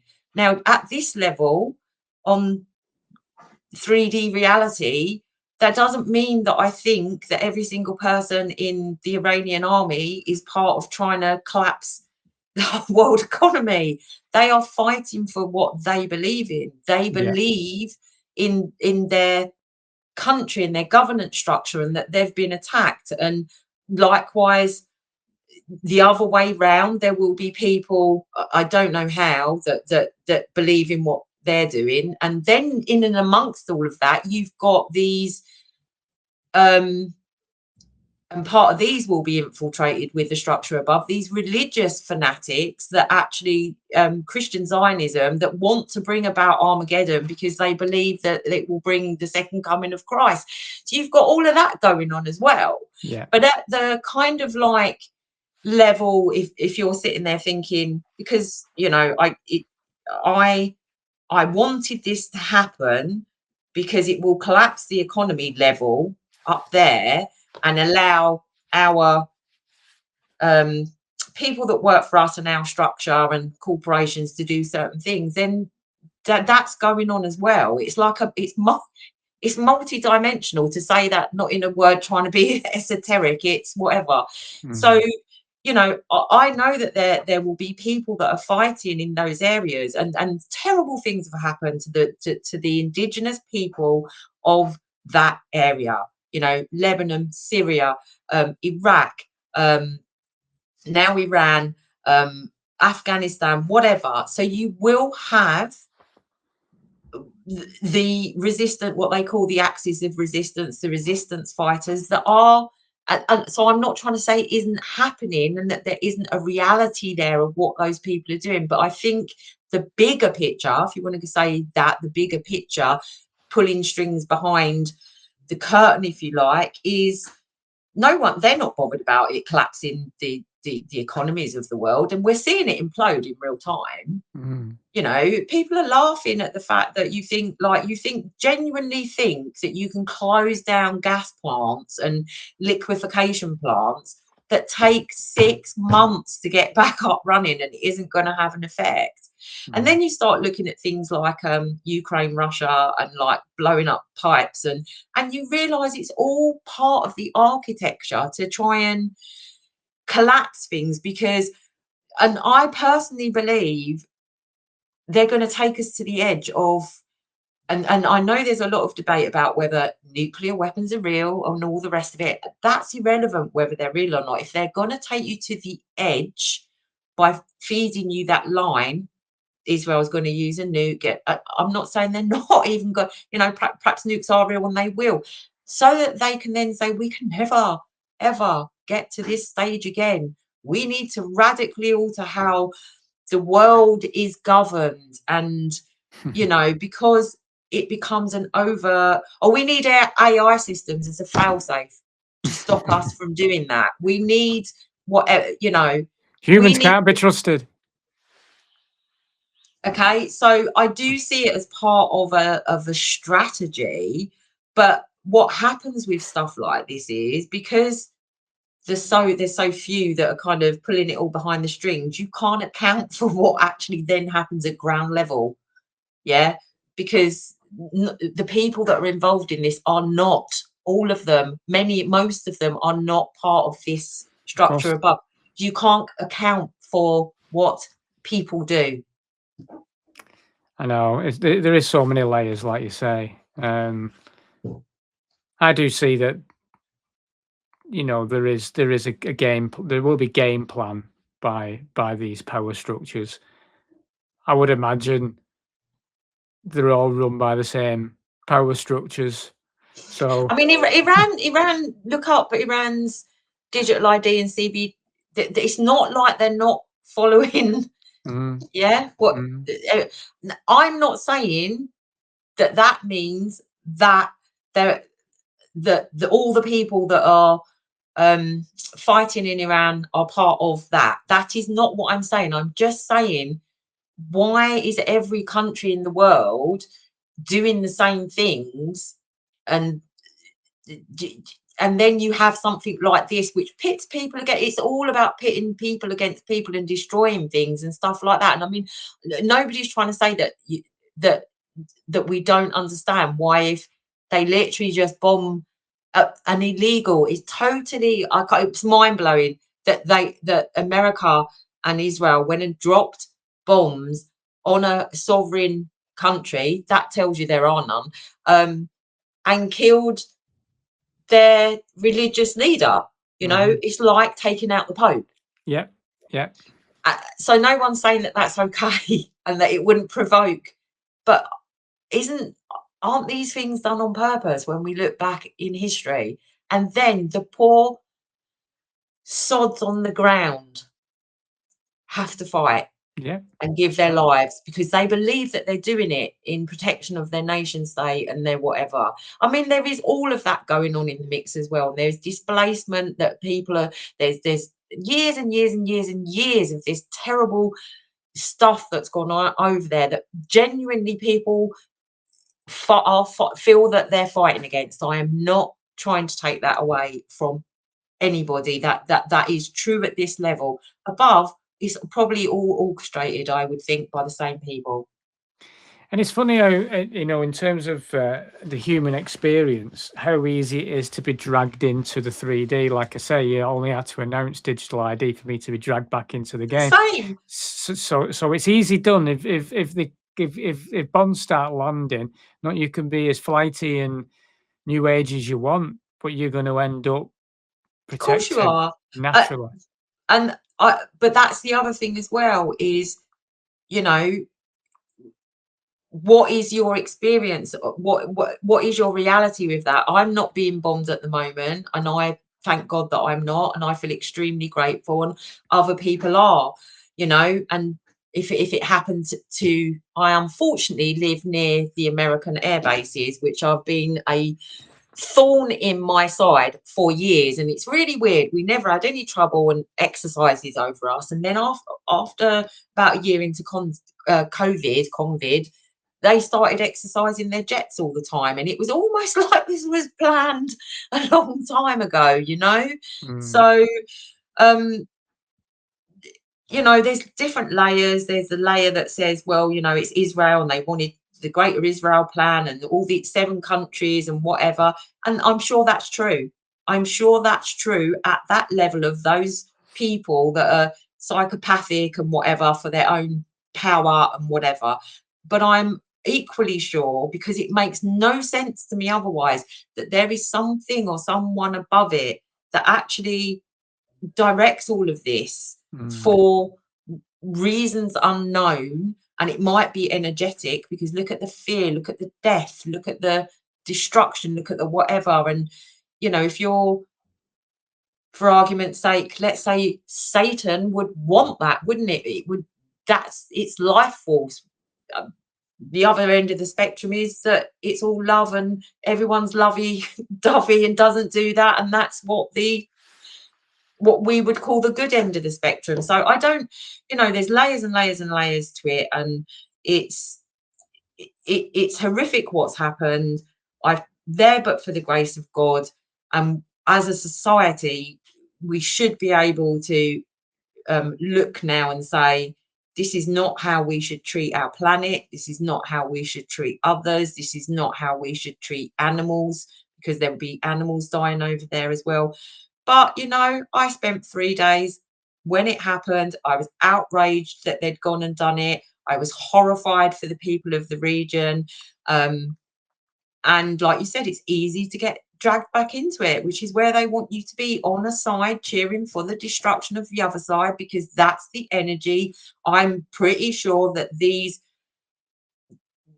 people or things feed off of.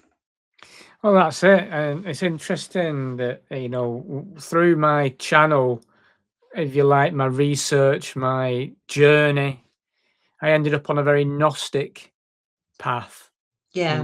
and looking at the demiurge and the archons, Been and been there. Yeah. yeah, and Funny though, archon just means master, and that's where the word anarchy comes from. And yeah, without an archon, master, anarchy is where anarchy comes from. interesting, yeah.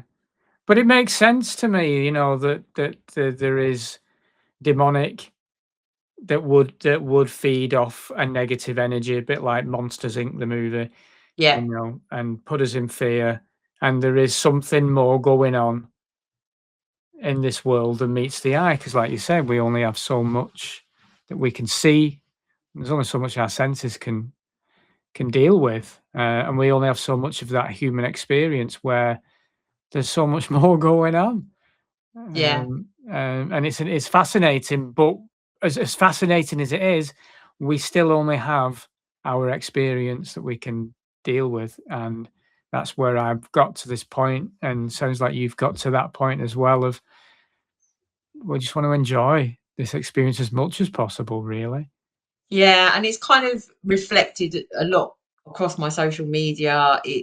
I've got to the stage that actually I was thinking about it today, and I was like, I mean, X is just this absolute cesspit of Oh, terrible! So it's a bots, toxic and cesspit. Yeah, the energy on there when you go on there is just horrific. And I thought, I actually don't want to use this anymore, this social media. I'm not on Facebook, I'm not on Instagram. I'm going to come off of there. I mm, probably won't even be posting on my Telegram channel anymore, and I'll just stick to my Substack, because I find that I can perhaps be a bit more philosophical on there, yeah, and write from feeling, rather than putting up stuff that's just been on another screen that I'm then putting on my screen and telling people what your opinion on it. Yeah, yeah, or yeah, this is terrible or whatever. It's not particularly helpful, I don't think, to anybody anymore. And if you can kind of write from a more feeling and philosophical place and try to explain to people where you've got to and why, because I believe that true freedom for anybody lies in making the decision that you will be an anarchist. Not, and that doesn't mean violence. It just means I will no longer have a master. I am my own master. With that, however, comes responsibility. And I think mm, that's part of the reason why people can't get themselves to that, or why that hasn't manifested in the external. Because for me, it's the biggest responsibility that I'll ever have in my life, because it means, as far as I'm concerned, if I want to live without a master and I want my reality to be peaceful, secure, um, joyful, and all of those things, then I can't create chaos by hurting other people or treating other people badly, which is, like you said, do to your neighbor and that's how I try yeah, to live my life. yeah. And I think that's the perfect way to end it, with a message of that, really, because I think that's where a lot of us need to get to. Personally, my opinion, and it is only an opinion, but that's where I'm at as well at this stage, and things will change as they always do. We grow, and if we don't grow through things, then there's no point in having the experience. But one thing's for sure, Mr. Critchley, I am definitely coming to your new pub for a pint when it's open. Well, you've let the cat out of the bag now, haven't you? You can edit that out. It's I'm going to announce it. Um, hopefully, I'll find out this week for sure. We've had an Yeah, agree. We've had an agreement. I'm keeping my fingers crossed for you. If that's what you really want and that's your creation at the moment, I wish you so much success and so much happiness and so much joy, because you deserve it. Well, I've got, and I will keep this in, because not everybody's going to see it. I'm happy to say that the chances are I've got unfinished business, Claire, You know, I feel that I stood up, and rightly so. I've no regrets. But I think that it was taken from me. The opportunity was taken from me. And I want to create a space for people to come and enjoy and laugh and love and have live music and have good food and good company. No matter what, no judgment. Just come and enjoy yourself. And I think that's where I'm at now in terms of my rebellion towards the system. Yeah, because every smile is an act of rebellion, isn't it? Every being nice to other people is an act of rebellion, because this system does not want you to have those things or be those things. And you're absolutely right. That's how we create a better world. You know, that's what the rebellion is, really. I think so. I think we've got to do our bit in our own way. Yeah. And I've always done it with love. If it's righteous or not, I've always done it with love. And I'm just fed up of feeling miserable, Claire, and I want to. I say everyone is. And I know this is going to be tough. There's no harder trade to go into right now. I'm not going to go in there and make any money, and I know that. But that's kind of not why you're doing it, is it? Really? No, because it's an experience, it's an adventure, and I'd like to. You know what? It's a strange thing, and it's probably an egotistical thing, but there's no better feeling than creating a space and seeing 100 people having a good time, and the energy of the room, and people having a great time, and you go to bed that night and you don't sleep but it's a different kind of not sleeping. It's a kind of wow, you just don't settle because it was so good. Yeah. And I want to create that again. And I miss that. And I miss people, you know, I miss the social element. I don't drink anymore. I don't drink anymore neither. I haven't drunk for 3 years now. 4 years me now. So it's like, and I don't need to, and I don't think I ever will. But I really started to drink a lot during COVID. I think a lot of people did, and I thought, no, this is not good. It's not, and it's part of the process, isn't it? You know, and I just feel now is the right time for me to not turn away from the truther movement, if you like, or activism or anything like that, and certainly not turn my back on the channel that I've created, because I enjoy doing that and having these conversations, because I think there's value for others, not just me. I think there's value in all of it. But I just think now's the right time for me to have an adventure where there's joy involved, not just deep philosophical stuff, you know, and darkness. It's time for me to embark on that and allow people to come and enjoy that as well. So this is my announcement now. This is not a truther pub, guys. It isn't. This is a pub to come and enjoy, and if you want to come, I'll see you there, because I'll be there. I can't wait. I can't wait for a nice time and a bit of a.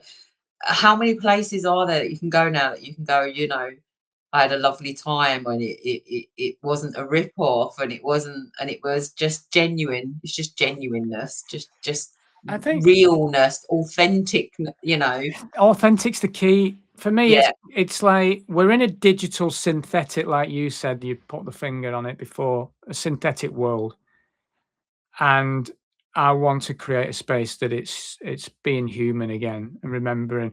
I've got my biggest sort of favorite years, apart from obviously my daughter being born and all, you know, all that is pre the mobile phone, the 90s.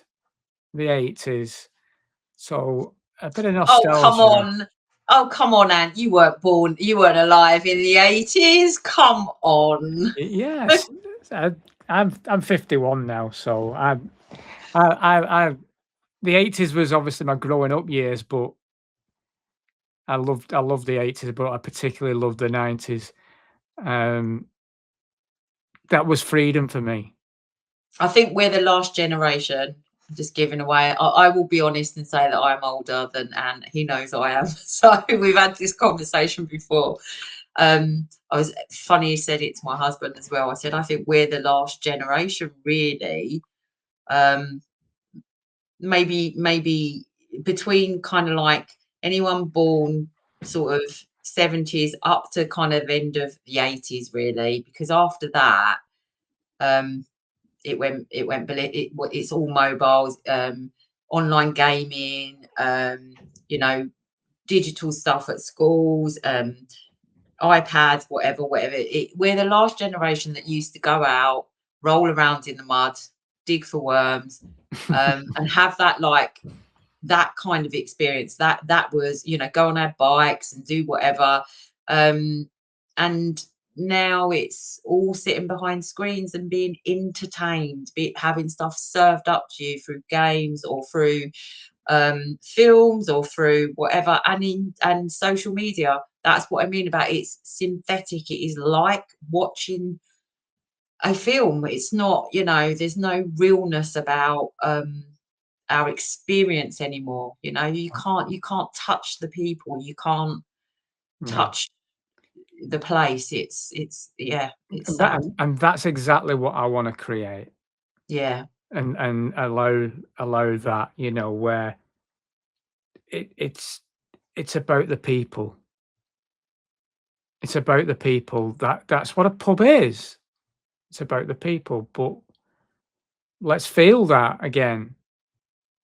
Let's interact. And listen, don't be a knobhead in Ant's pub, because he knows about boundaries, and you'll be gone. It's treat others as you want to be treated. I'm sure it'll be amazing. And I wish you so much. I wish you so much success and happiness. I really do. Well, I appreciate that, and I'll give it a good go. Let me know when it's all finalised. I will, and there'll be a couple of rooms upstairs for people that are able to come and maybe stay as well. We're going to kit the rooms out so people can. Oh, that'll be amazing! I'll definitely book my stay, put my down payment on that. I look forward to it. Yeah, it's going to be fun. It's going to be fun. Claire, so how do people contact you then? Is it just through your Substack then? Are you thinking of pulling? Never contact me, anyone. I don't like being really, that would be. I don't have comments on my Telegram channel. It's just a broadcast channel or anything like that. Obviously, Substack, you can make comments, you can write messages. You can subscribe to my. I don't do pay. It's free to subscribe to my Substack. If people, want to donate, I've tried to get away from subscription things and just said, look, if you people want to donate and they can afford to and they think they've got value, that's up to them. So you don't need to go and do a paid subscription or anything like that. And you can read the articles and my ramblings, and you will definitely see my journey as coming further and further away from the belief in kind of like law. And there's actually I haven't put up some articles for a while on the series. I'm quite proud of the series that I've done so far, and I've got a lot more articles to put up. I just haven't done it on the psychology of tyranny. Right. They're the things that I've really kind of got interested in looking at in how the manipulation works and why it works, and hence the traumas and the triggers, and referring that back to my own journey, the journey like you had. So Substack's always the best, and that is called, it's not my name, it's called Conscientious Currency. Okay. You're welcome to head over and subscribe for free and read what you like. Well, Claire, it's been brilliant to chat to you, and I'm so glad I've messed up the dates for this so often, so I'm so glad that I got to talk to you and see you again, even though it was only on a screen. And it's been great chatting to you, and I can't wait to see you again in person. Yeah, me too, Claire. It's an absolute pleasure, and we'll have to do this again sometime. I'm sure there'll be plenty to discuss again at some point down the line. I'm sure there will. Yeah, I'm sure there will. But thanks for having me on. It's been really lovely. Thank you, Claire.